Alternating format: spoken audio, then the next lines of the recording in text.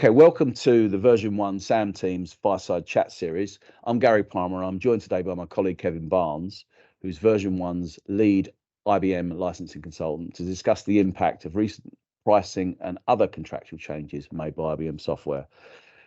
Kevin, morning. And just to kick things off, what are the main changes and the likely impact on customers? Okay, hi, good morning.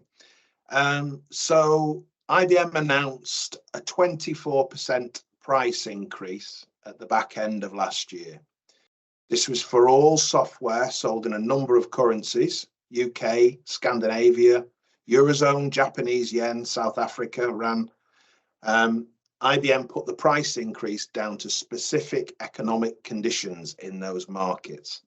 A massive price increase, which will come as a total surprise to customers. Yeah, it must do.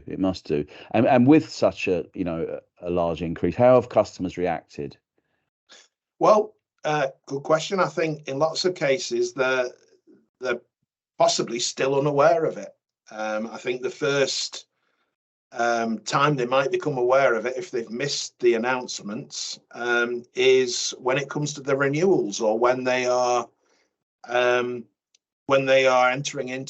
negotiating a new contract. And it's going to be a very difficult conversation, because how do you find an extra 24% on already costly software? Exactly. And just putting the price hike to one side for a moment, are there other changes that have been made to their terms and conditions? Yeah, there are. In fact, there's an awful lot of activity from IBM within the space of a quarter, from the back end of this year, first quarter of this year. So the next major change that I think customers will be interested in, because was that IBM changed their standard terms and conditions. Lots of changes in there, but the key one that customers will be really interested in, or should be really interested in, is that they now have to declare the whole licensing position within 30 days of a request for it for IBM. Now, that's a big piece of work. I've been in this space for over a decade now, and I estimate it takes about 3 months to establish a customer's licensing position. You don't want to find yourself in a position having to do it under pressure, because there'll be lots that you need to learn. And if you're under pressure, you're going to make costly mistakes, just as people do in an audit. And talking of audits, another key aspect of this change is that you have to provide this information to IBM, but IBM have not stipulated the format that it needs to be provided in. So IBM could be asking you for questions that they would normally ask in an audit. So it's kind of a self-audit. It's really turning the screw a bit.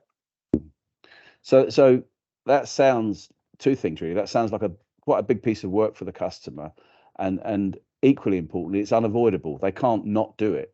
They have to do it. And from what you're saying, it's coming often at the contract renewal point, where perhaps the customer wasn't aware of this, and all of a sudden has to do it in a hurry. So there's the risk of error and so on.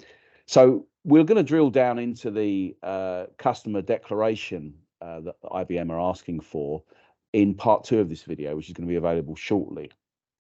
The purpose of part 1 was to position the price increase and this major part of the other change to their terms. So this fireside chat is part of a series of chats covering a wide range of license topics, which you can find at our SAM YouTube playlist below. You can also review our content on LinkedIn by using the hashtag #SamVideoChat. And finally, if you have a license concern or would like to understand how your IT project could impact your enterprise licensing position, please contact us for an initial complimentary consultation at version1.com/contact. Thank you.